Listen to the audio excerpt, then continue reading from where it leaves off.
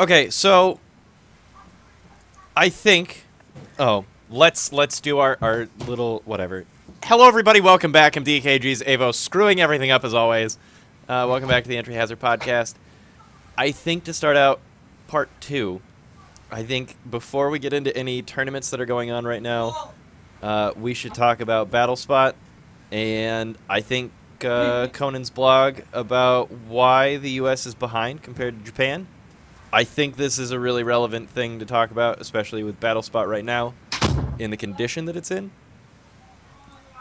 And I think it has a lot of really important points, particularly about BattleSpot and Showdown. Playing VGC on Showdown, which terrible. I hate playing VGC on Showdown. I can't do it. I cannot use Showdown for practicing. I only use it just for like building teams, like just so I have a physical copy of like a list of what it is. Mm-hmm. Because I mean, Will and I were messing around on Showdown last night, and some of the teams we saw were just absolute booty. Yeah. Garbage. All right, so who wants to lead the conversation about why the U.S. is behind compared to Japan? I can do it. I don't care. Go for it. Done. You are volunteered. Yeah. All right. Basically, and if for anyone wants to read the article, TLDR, it just says that in Japan, everything they do when they come up with a team, they all have blogs. They post everything online. It's a very fluid social media for them. So you can, like, the day after a tournament, go on and someone will have a thing talk about what they use, the exact EV spreads and everything. And in America, you have the exact opposite. You have people trying to keep secrecy and hold on to their sets, and they don't want people to know. Or like, I mean, it happened to Cybertron before, where he would battle people near nationals, and they would say, "Oh, don't put that video up. I don't want people to know what I'm using." Right. And that's the reason we're so far behind. I mean, their metagame moves so quickly, it changes so much. They can weed out bad ideas. They can put in good ideas, and that's how you get things like chalk. I mean, people were running Japan Sand like at U.S. Nationals, and they were still running it right before Worlds. Japan was already 2-3 cycles of metagame ahead of that. So Yeah. like, it's one of those things where I think it's just the American mindset of like, oh, I have something good. I want whatever tactical advantage I can have, and for them, they don't have that sort of I would call it pride issue. They're more of a community, I think, and I think it really helps them to develop ideas. No, I completely agree. One thing They that's don't have really people to say like every idea sucks, Avos. yes, that is one thing that I'm really good at, is telling everybody that their ideas suck. And so one thing that I really admire about Japan from afar is the fact that as a Pokemon community, they're actually a community, whereas like us, we've got like a group of 5 to 10 people maybe that will bounce ideas off of. You know, if you're a streamer, you've got, you know, a group of people that you'll talk to, Yeah. and it's like, okay, hey, you guys all out here, you can know this little secret that I've got. So for me, being a small-time, whatever you want to call me, small-time content creator, if you can really consider me that, like, okay, cool. You guys know exactly what's on my Umbreon. You guys know exactly what's on my Empoleon. But, you know, there was a Perish Trap team that Jay Flynn and Wolfie Glick did on stream.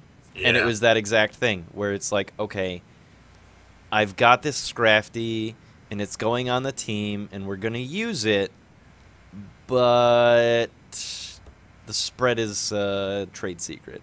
So you're not going to be able to see what items on it. You're not going to be able to see what EVs it has, what nature it is, anything.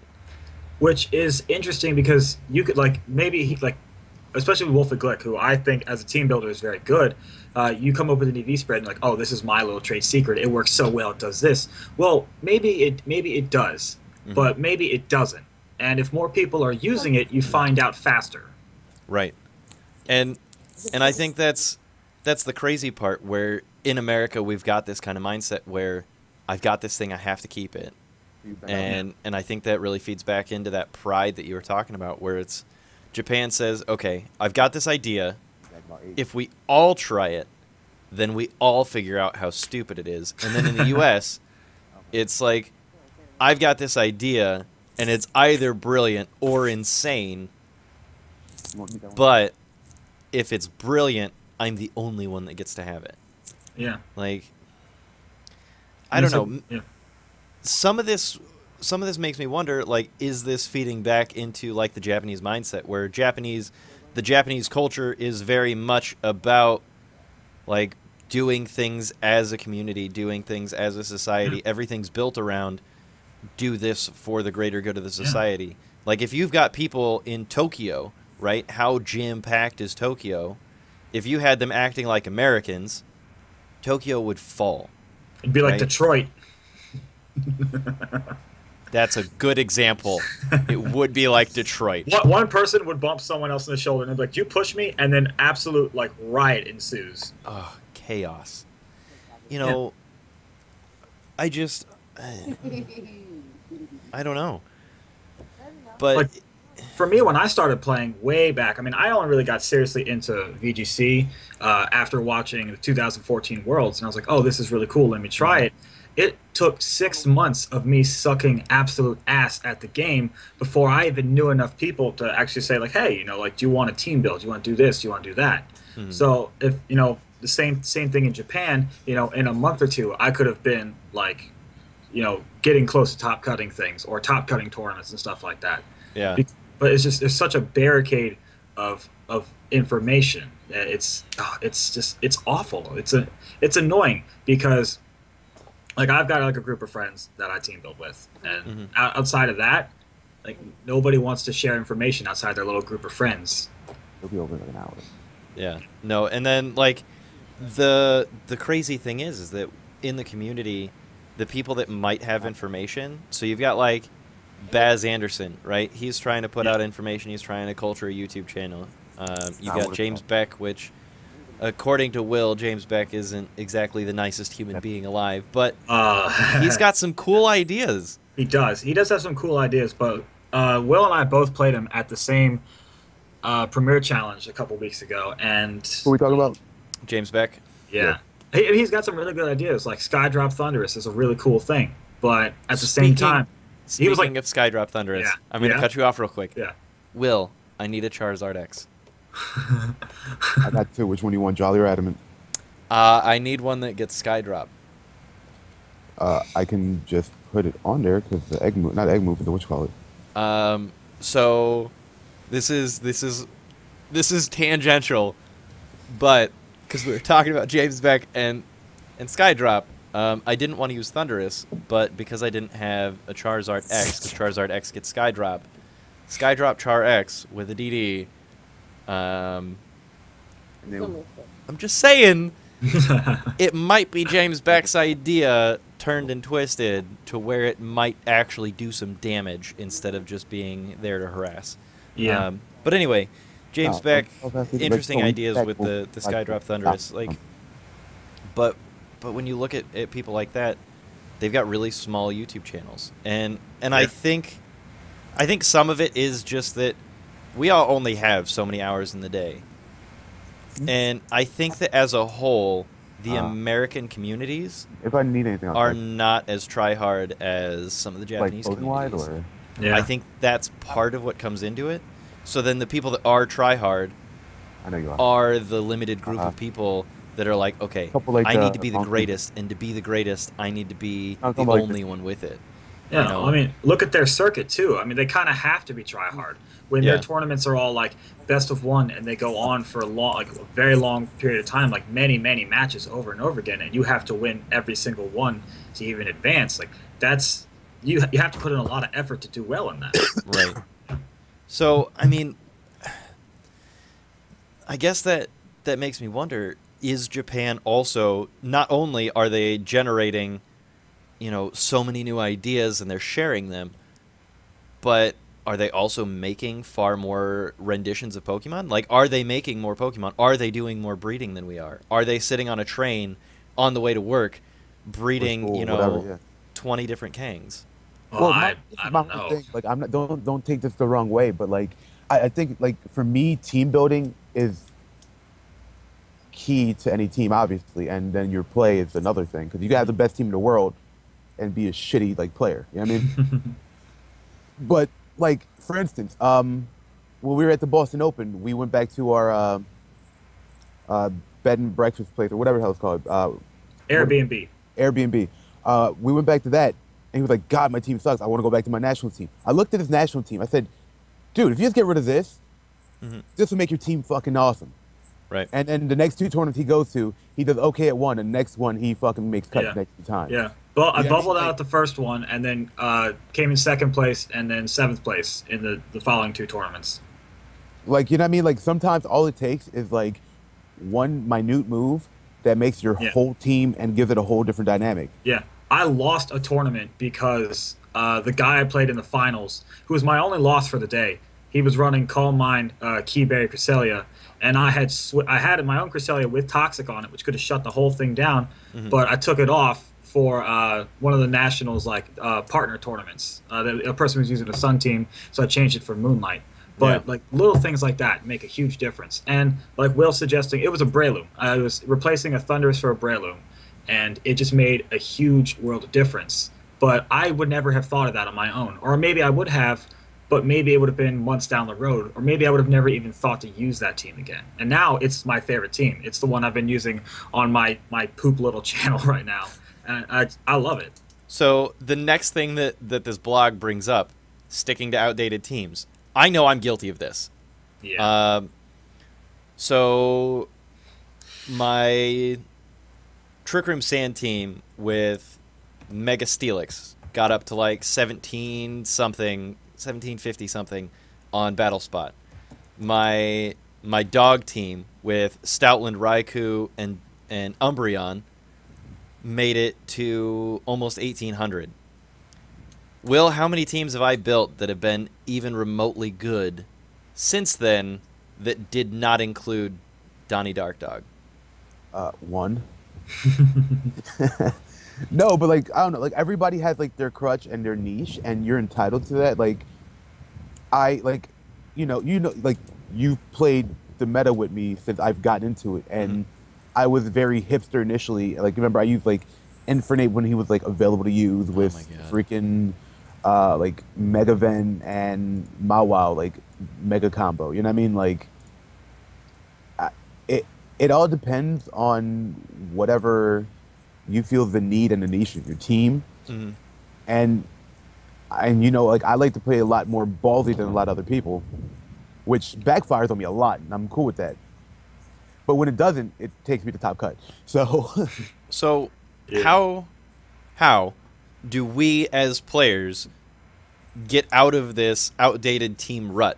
Because what you guys were saying was, okay, you guys were at the Boston Open, realized that a team was not doing as well as you wanted. Your immediate reaction, go back to a team that I knew did well 3 months ago or a month ago. You know, how that's what we've been doing. And I think that... But it's also different, though, because like, he's not like an everyday player like I am, and you are. Like, we'll go on Battle Spot and grind out for like an hour or two a day and call it a day there. This guy, he plays like every other week. Yeah, I really only get like serious practice in like every other week or so. I'll maybe take a day or two where that's just like all I do. I go home from work and just Pokemon.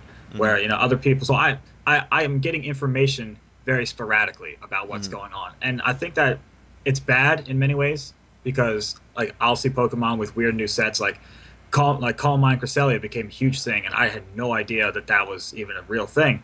But at the same time, you know, I find like I was bringing a team that was 3 months old, and I changed a little bit on it, and people have trouble playing against it too. So it wasn't a bad team. Yeah, it was just, it's different. And we're talking about Pokemon that people have seen. Like, you see a Rhyperior, you expect weakness policy. You see a Breloom, you can damn near give me the exact breakdown of its items, its nature, everything, because it's a Breloom. It does one thing, but people still have trouble playing against it because they never see it. You know? Yeah.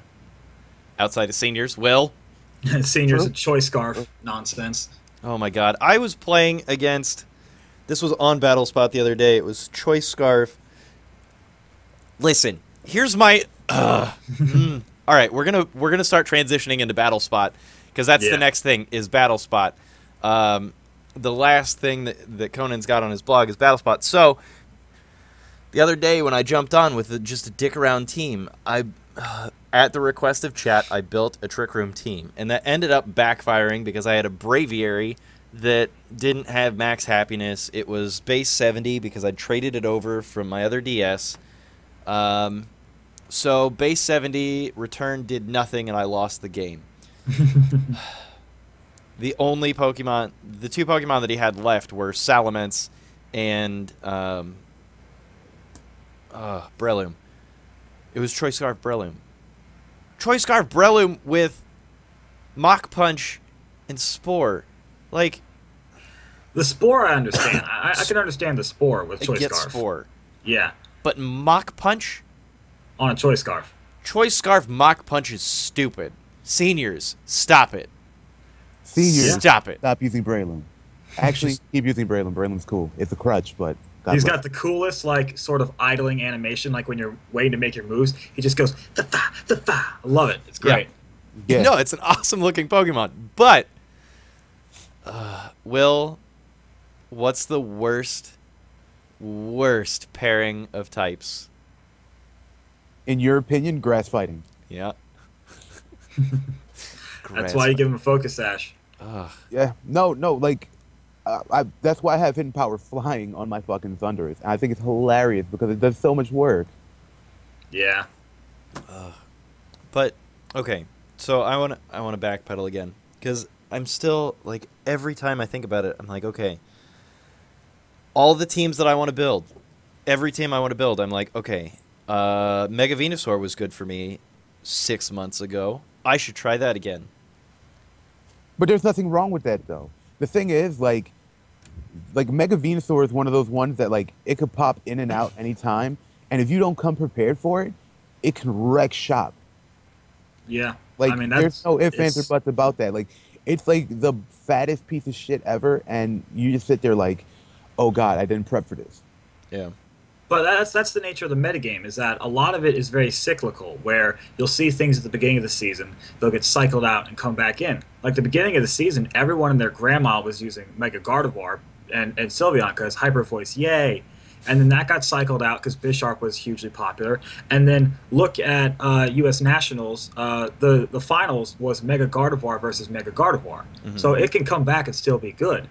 And that's true for And all also, sorts it's of all a things. matter of how you play it too, because you know Yeah. you can sit there and be like, oh damn, he got Mega Gardevoir, but I got X, Y, and Z. You know what I mean? Like you have to be able to like sit there and just like my man Pokien would say, you gotta know your win condition. Like no matter like pretty much like Yeah. in your head, you have to go cold-heartedly like into what you think's gonna win, no matter what four Pokemon they bring. Even if you get fucking outplayed, as long as you feel confident about the four you bring, there shouldn't be a big deal.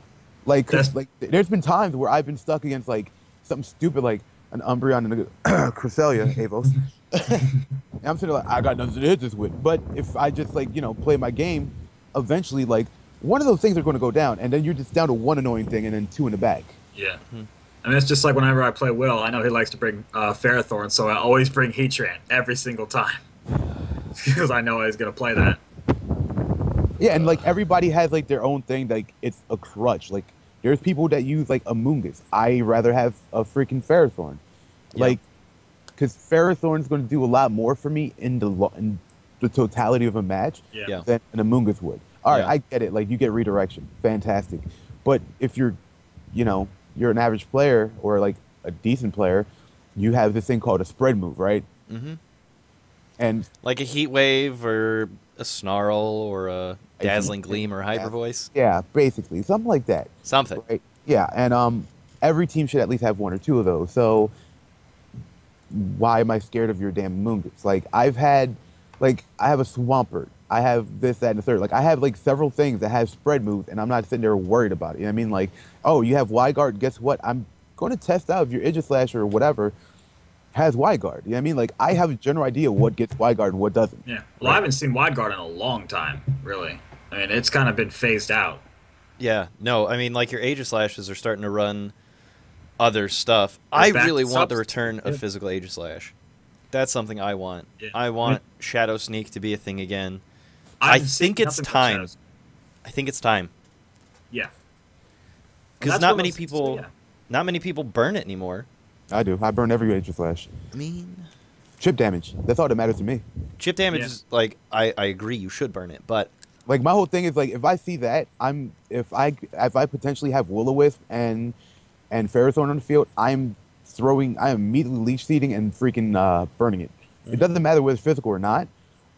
Like outside of like a stab flamethrower, even a stab flamethrower at in the sun Mhm.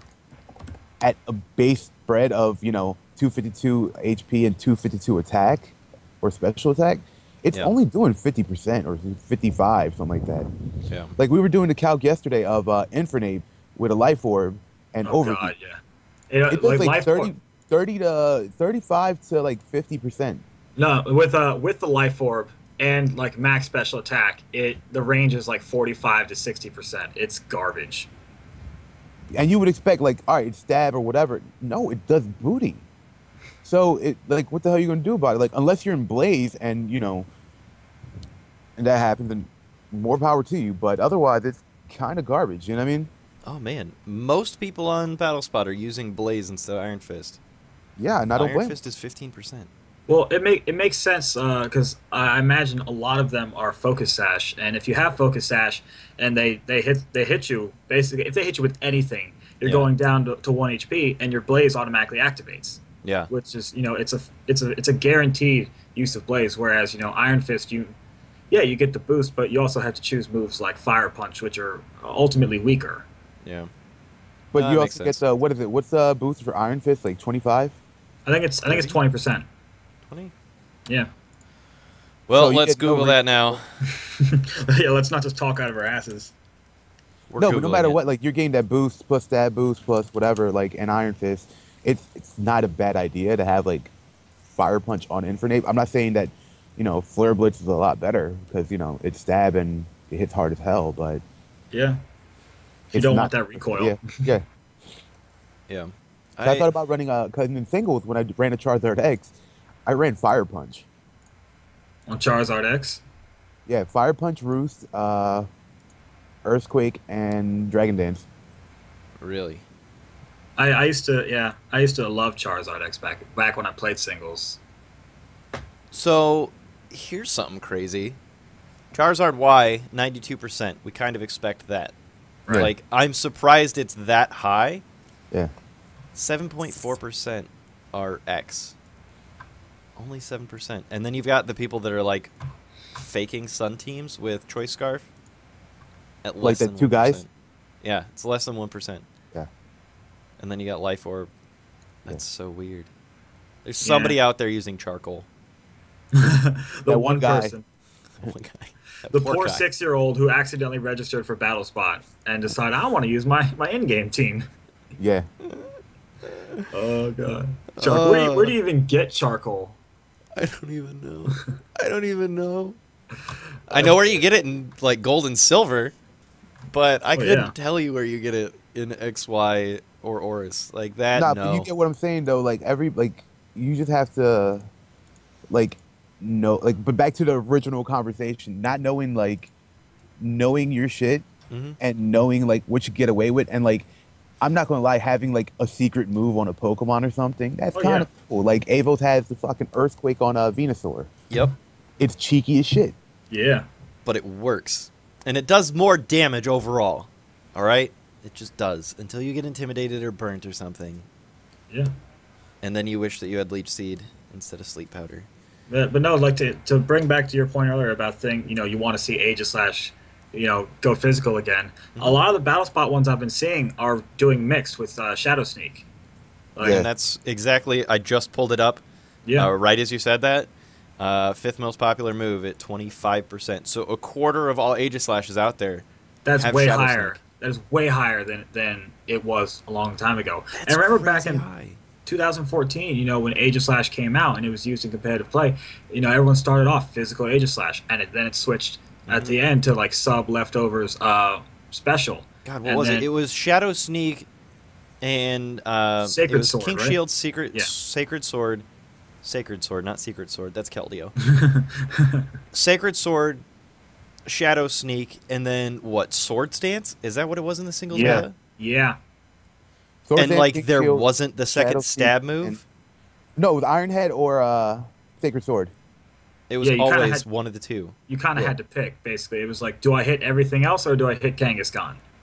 Yeah. Is what it was. But after Sword Dance, you kind of fuck it up Yeah. I mean, you could take a sucker punch, but quite well at that. and then they banned Kangaskhan, so then there was Well, nothing yeah. to worry about. Then they're like, oh, Aegislash is, he's overpowered. You don't know what he's going to do. He's going to attack in King Shield. That's all he does. Yeah, in singles, that's all it does is just attack King Shield, attack King Shield. Unless you're like, God. unless You you're guys- Will and you're super ballsy. Which I am. Terminate. Oh my god. And that's So, another thing. like Kangaskhan.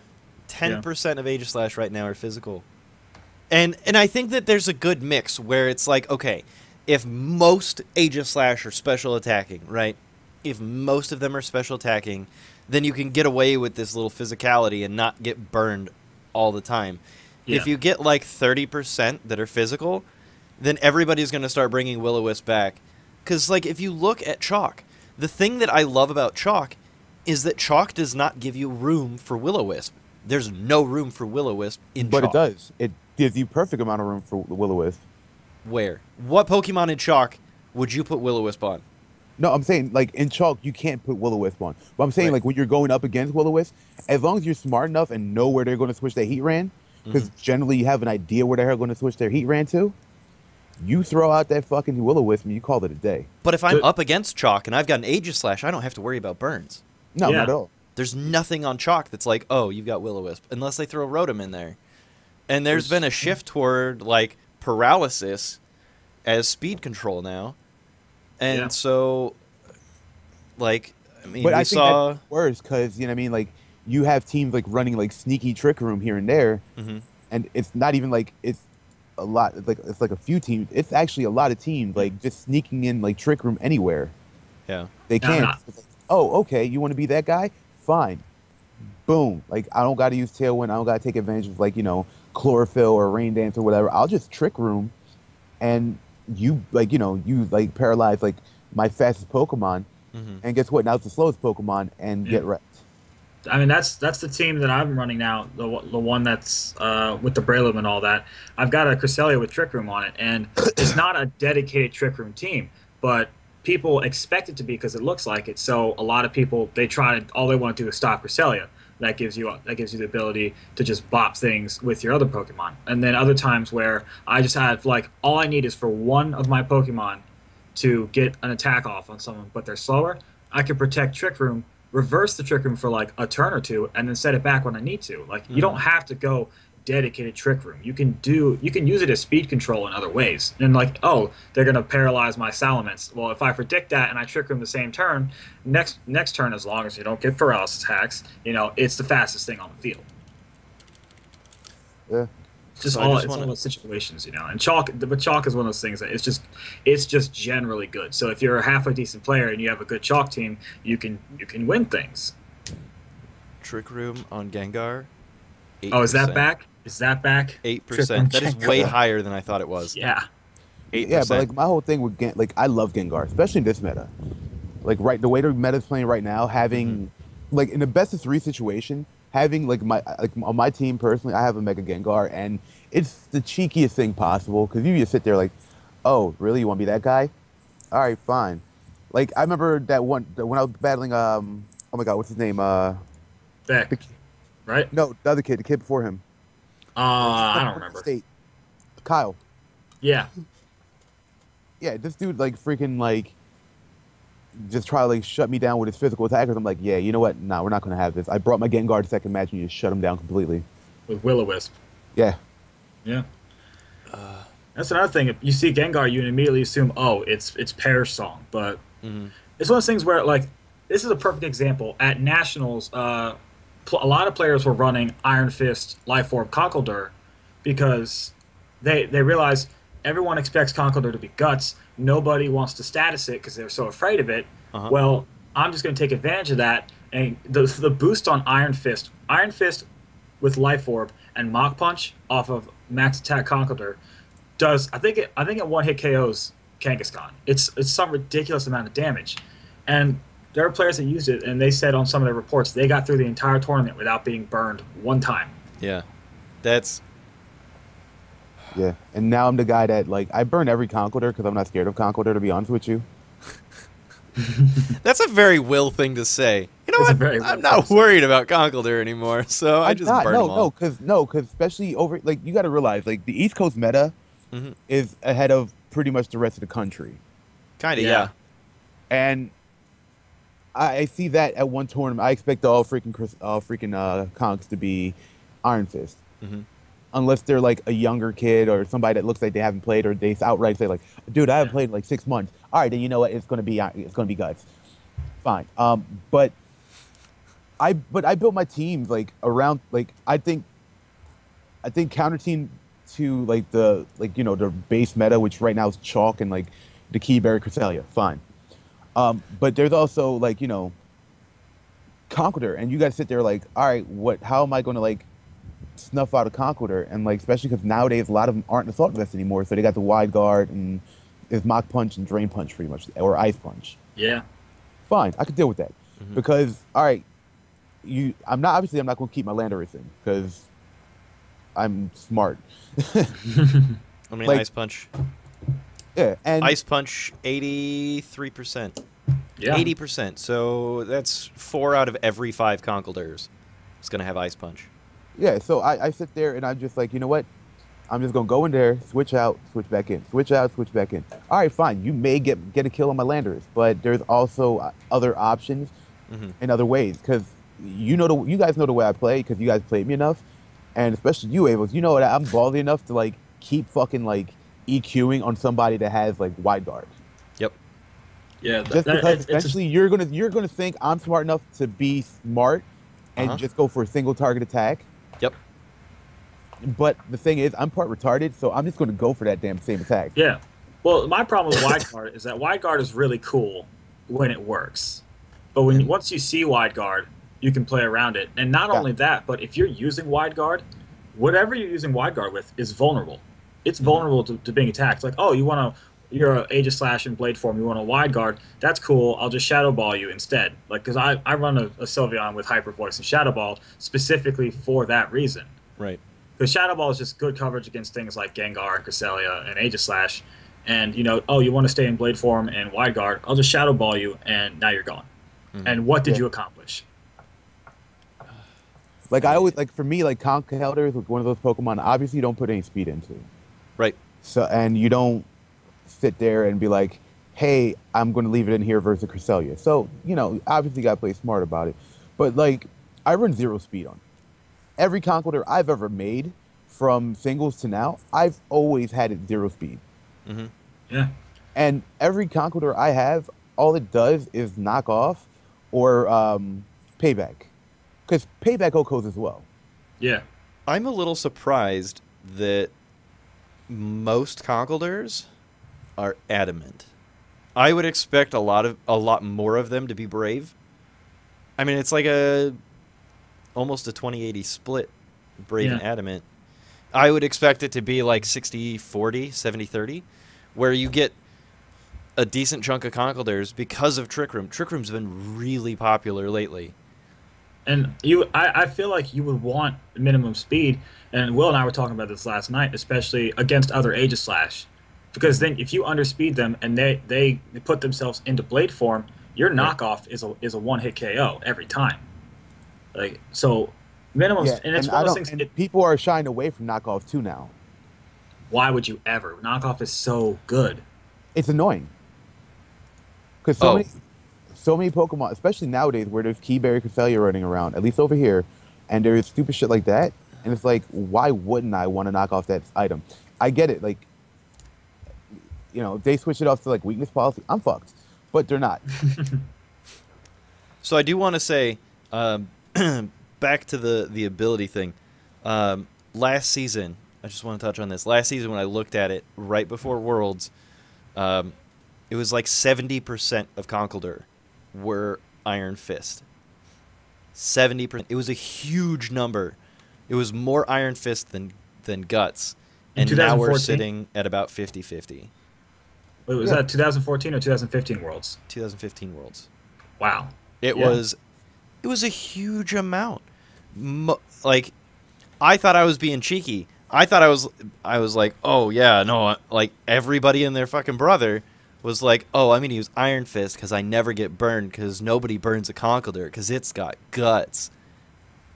And then I looked at it and I'm like, oh shit, no wonder he's burning me. No wonder my Conkeldurr is getting burned all the time because I was the idiot that was running Assault Vest Iron Fist instead of, you know, going all out power with Life Orb or Lumberry to keep myself alive. Yeah. No, I was going Assault Vest, Iron Fist, and so I was getting burned constantly. It was every third game that I brought out Conkeldurr, he was getting burned. I was like, this doesn't make any sense. Nobody burns a Conkeldurr.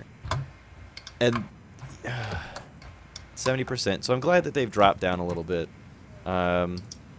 So one question that came from the chat real quick. Thunderous. How do you guys feel about Thunderous? Offensive versus defensive. So you're bulky versus just all-out offense sets. It depends on your team, and I don't know about offense versus bulk, but for me, if you don't care about outspeeding, if you don't care about dealing with other Thunderous, then you can go like slow or bulky. But in my opinion, the best way to beat like another Thunderous is a fast Thunderous, because if you're max speed Thunderous, you're either going to speed tie or you're going to be able to taunt them and do whatever you want. Yeah. So in that regard, I think max speed, if you're worried about other Thunderous, is huge. Unless you're using this utility, then you want to go bulk. Yeah. Utility Thunderous, like the James Beck. Well, your camera died. Like the James Beck Skydrop, which let's look at the moves. Skydrop is big now. Big, like 10% big. How does that make you feel that 10% of Thunderous have Skydrop now? Well, you can thank James Beck for that, because that's his thing. He's the one that popularized it. That's kind of sketchy. One thing that gets me is that Thunderous, this is the most ridiculous spread of natures I've ever seen. Timid, calm, jolly, bold, modest, and naive as your major.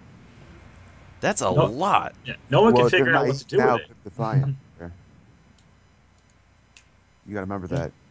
Yeah. Oh, yeah, because Battle Spot right now, you can get Defiant Thunderous. Oh, that's right. God but damn it, Battle Spot.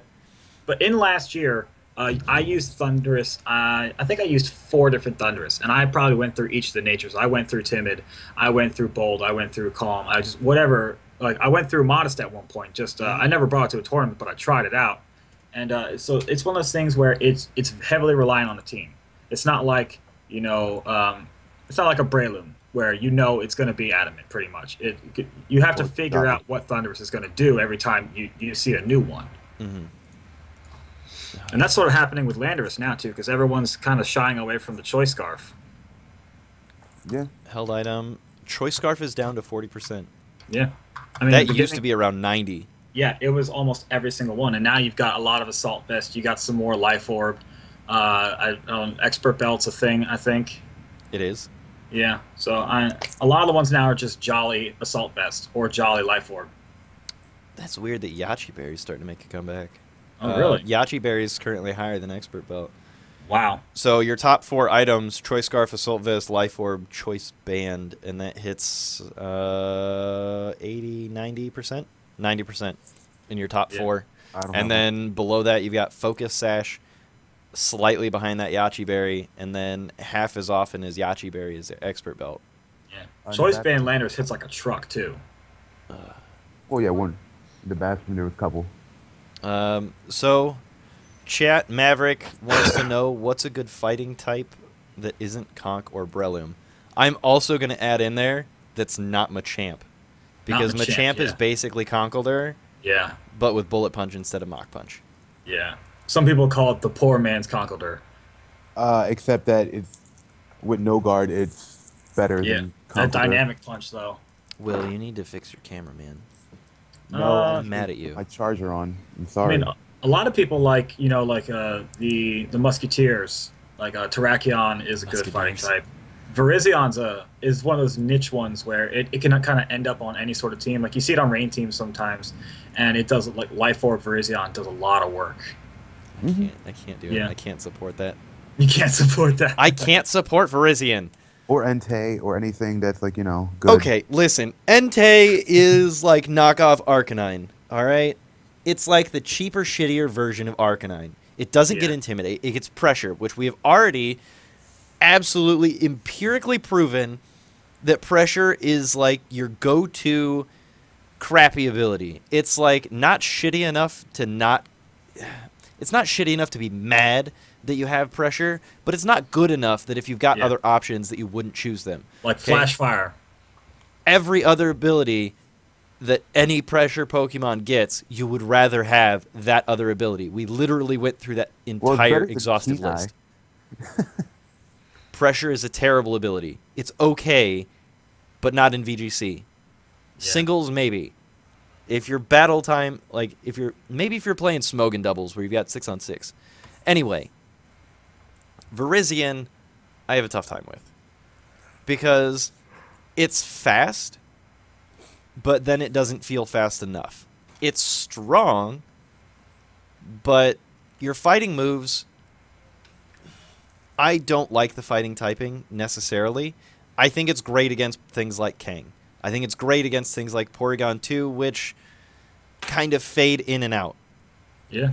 But your Psychic types and your Fairy types are still fairly popular. Your Flying types are crazy popular right now. Oh yeah.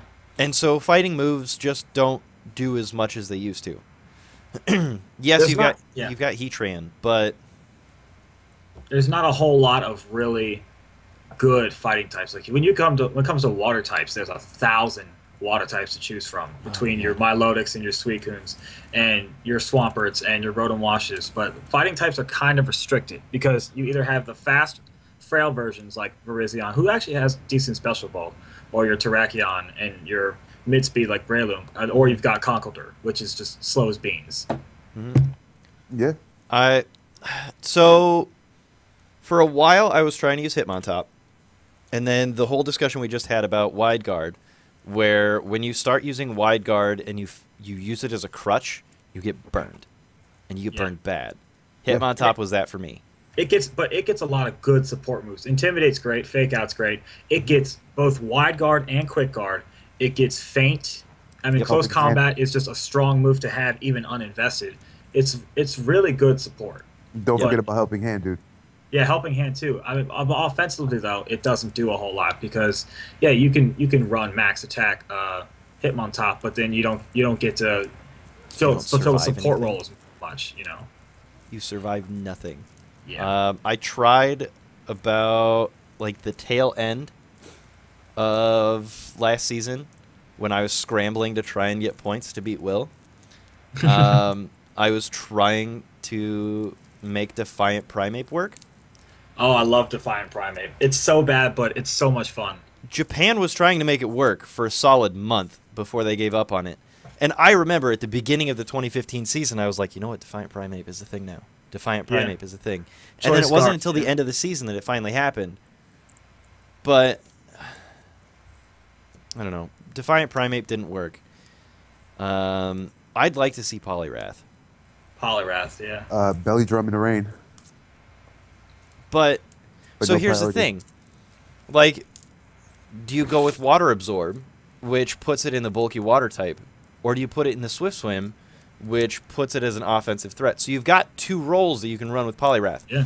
And one of the biggest things that I always bitch about in Pokemon, the reason that I don't like Talonflame, the reason that I don't like Kang, the reason that I don't like Landorus, is that they all, every single time you see a Landorus, you know exactly which 5 moves that it's picking 4 of.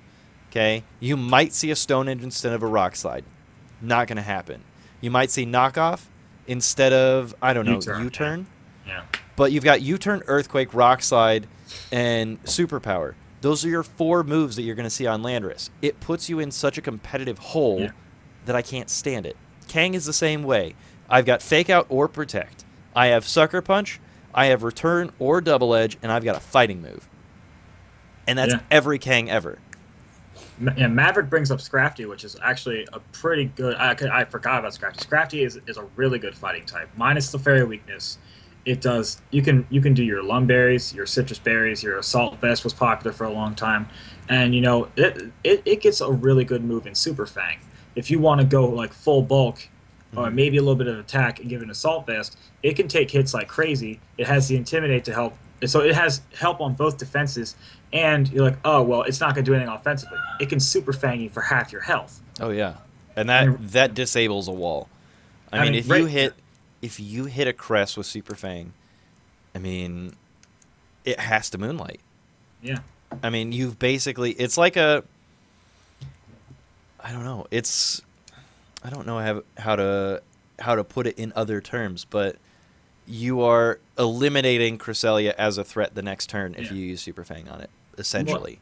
Well, that and Toxic, too, because a lot of Cresselia, if they're trying to set up on you, just it's one of those things where you know what it's doing every turn. You know when it's going to Calm Mind. You know when it's going to Moonlight. And Toxicing a Cresselia turn 1, if you actually hit it, unlike me, I always miss Toxic. From like 5 What is it, like in, 85% now? It used to be 70. Yeah. No, Toxic's 90. Is it 90? It's just enough for me to miss it 2 out of 3 times. But like, you put that pressure on turn 1, now it can't set up because what it wants to do is get to +6, and by the time it gets to +6, 2, 3, 4 turns in, if you're doing damage at the same time, you're forcing it to Moonlight, and it can no longer set up. Yeah. So same thing with Super Fang. If you get it down to half health, 1, you're going to discover what kind of item it has, whether it's Citrus Berry or a Key Berry, and then you can hit it with something else to knock it out. Yeah. I'm going to pull up Scrafty real quick and see what we're usually seeing on it. Scrafty, there we go. Fake Out, Knock Off, Drain Punch, and Protect the top 4, and then you get Quick Guard, Ice Fang, Super Fang in the next order. It gets Taunt, too, which is kind of a very niche move. But, unless they expect you to have Wide Guard, most Scrafty these days just have attacking moves and maybe Protect. Yeah. So Scrafty's not commonly taunted. I mean, it's got great defenses. It gets good abilities. I mean, most of the time you only see Intimidate, but it's got great abilities. It's got a really good typing. It's got a double weakness, but that you can deal with that. It's got a really great typing defensively. Outside of Fairy, like Gen 5, Fighting Dark was possibly the best typing. I mean, you had one weakness. Flying. I mean, flying and fighting are your weaknesses. That's minus Fairy. So, and yeah, it's 4 times weak to Fairy, but I'm pretty sure that there's still ways that you can EV it to survive a Hyper Voice, a spread Hyper Voice from Sylveon. Yeah. I mean, barring choice specs, a neutral Sylveon, even if it's Life Orb, I think with the right spread and Assault Vest, you can live it. As long as it's spread damage. It has to be spread damage, though. But if you pair that with Skill Swap, which, I mean... Yeah. Again, I'm going to give credit to Will here. Will said probably 2 months before Worlds, Skill Swap Cresselia is funny as hell. I was running Skill Swap Cresselia at Massachusetts Regionals, and the team I brought to Massachusetts Regionals was a last-minute thing, and I almost top cut with it, but Skill Swap Cresselia, all I did with Cresselia is I brought it every match and just skill swapped everything. It was, I mean, so many Pokemon, especially Megas, are reliant on their abilities to be good that if you take that away, all of a sudden they're no longer a threat. Kangaskhan without Parental Bond is not that good. It's only got base 125 attack, I think. Sylveon without Pixelate is just garbage. And so many Pokemon are relying on that. So Skill Swap is actually a really good move. But Cresselia is one of those things, one of those Pokemon that has the 4 move slot syndrome, where you just want every move you can get because it's so good. See, and that's, like, people complain about Cresselia, but, like, all the bitching that I do about Kang, Lando, like, again, that's in Talonflame. Kang, Lando, Talonflame, probably the worst offenders of you know exactly what this is going to bring. So... The thing about Cresselia that I admire so much is the fact that you have probably 30 viable moves, it feels like. And every time you build a new Cresselia, you're like, oh, God. Yeah, How do I pare down from these 6 moves that I need? You have How? to figure out what it's doing, like every time you play it. Mhm. Is it Helping Hand? Is it Trick Room? Is it Icy Wind, Thunder Wave, Moonlight, Toxic? Is it going to Calm Mind? Is it Psyshock or Psychic? Like Ice Beam. So many different options with the Cresselia. Like you almost have to let it do something to figure out what it's going to do. Yeah. So, I mean, like, you could even run the Lunar Dance. God, that's... Oh yeah. God, Lunar that hasn't Dance. been around in forever. Oh So you my can God. run Lunar Dance. You Oh, could it also run got Psycho Shift if you had yeah. to, Yeah. which is not bad. Moonlight. You've got Future Sight, which is dumb but fun. I'm going to count it. Okay? That goes behind Protect too, right? I don't Yeah. know. No, it does. Does it? Mhm. And then you've got Psychic, Moonblast. You've got Psyshock. You've got Calm Mind, Toxic.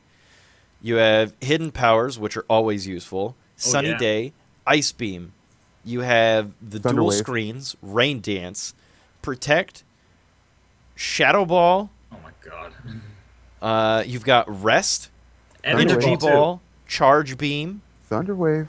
T-Wave, Psych Up, This thing Grass gets damn Knot, near every Sleep move. Talk, Sub, Trick Room, Gravity, Helping Hand, Icy Wind, Signal Beam, which is dumb, Trick. It's like, oh god. Why don't you just say what moves it doesn't get? Flamethrower? Jesus. A fire move, basically. Basically. Like, you don't get Scald, and you don't get Flamethrower. Could you or imagine Heat Wave. Trick with freaking like Fire Orb Jesus. Oh my or Flame Toxic Orb. Orb? God, yeah. You could run Trick with Fire Orb, or you could run Psycho Shift with the Flame Orb, Ooh. right? Uh, got an idea. We're gonna Psycho Shift over here. I'm telling you, like, Psycho Shift is one of those moves that has not been taken advantage of in VGC. But, alright, looking at Psycho Shift, the things that get it, you've got Cresselia, you've got Alakazam. Alakazam could run Psycho Shift pretty well, outside the fact that it's really frail. Yeah. It also gets Sucker Punch, which I know it has no attack, but that But, could be like, hilarious. Alakazam with Magic Guard and Psycho Shift isn't bad. Yeah. It also gets Iron Tail, I think, even though it doesn't have a tail. What, Cresselia? No, Alakazam. Ooh. It gets weird moves like punching moves and tail moves that you're like, why would you even have that? Well, Kadabra has Does. a tail, I guess. That's why. Omega Ruby, Alpha Sapphire, move tutor attacks, Iron Tail. Yeah. It gets knockoff, Iron Tail. God, physical Alakazam with what? Your base 30? Oh, it's base 50. Base 50 attack. I'm sorry. That's like Gengar level attack, though. Oh God, what is Gengar's attack? I did run a Choice Band Gengar at one point, so I mean I can't really. Where is it? Where is it? Where is it? Where is it? Oh, Gengar, what is your attack? What is your physical attack? 65, so it's less than Gengar. That's kind of disappointing. Will, did you freeze over there? You look like you froze. No, you're good. Okay, you're alive. You're alive. No, I just came up with a terrible idea. Oh my God. Will is like on this Psycho Shift idiocy right now. I'm so sorry, everybody on Battle Spot ever. In the future, all right, I'm gonna build. This is a time capsule for like a month out. For all Japanese players, American players, European players, and anywhere else in the world that I haven't covered with that. If you run into a Psycho Shift Cresselia with either Flame Orb or Toxic Orb in the near future, or now you've just found it, and you're trying to backtrack who the hell had this stupid idea, I'm sorry. I am sorry to you, Battle Spot players, for having to deal with Psycho Shift Cresselia.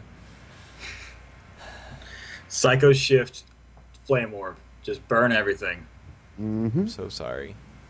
That's what I'm I got so right now. I'm so sorry. Blame the guy with the beard and the glasses and the purple hoodie. Oh, God. I'm so sorry for giving you that idea. But, like, all of that goes back to, like, yes, Cresselia is abused and used and overused, but the deal is that I love Cresselia, because it always poses a competitive challenge. And it's a duck. A massive duck, and you can't get over the fact that it's a duck. Any duck-based Pokemon I am all Wait, about. Hold on a second. Hold on a second. No, you come here. You come here and do it. Okay, my girlfriend's here, and she doesn't know anything about Pokemon, but she once watched a Ludicolo do the in-game dance, and I think it's the funniest thing watching her try to do it. Can I see? Probably. Do it. Yeah, it makes me laugh every time. Oh, man. Ludicolo. PK Pariso. Let me pull up a Ludicolo. It's Yeah, going to be shiny because that's what I got up. Pull it up. Ludicolo.gif.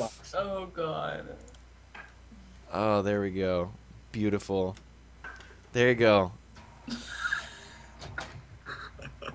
That was spot on. Yeah, I wasn't just it? want to say, that dance was pretty spot on. Yeah. Like, that was... All that clapping was not out of sarcasm. I hope No. she knows. That was genuine applause. He says good dance. Very good Beautiful. dance. I try. Beautiful I dancing. try to. Yeah, look at it Oh go. my God. He's pulling it off. Oh, man, it's great. Okay. Oh. Yeah. All right. Well, I think that's about time to take a break. That's our. We'll come back for our third and final section. We'll take about 5 minutes off. Let me pull up YouTube real quick. YouTube.com. So I can get some music going. But we're gonna take a break real quick. That way Will can figure.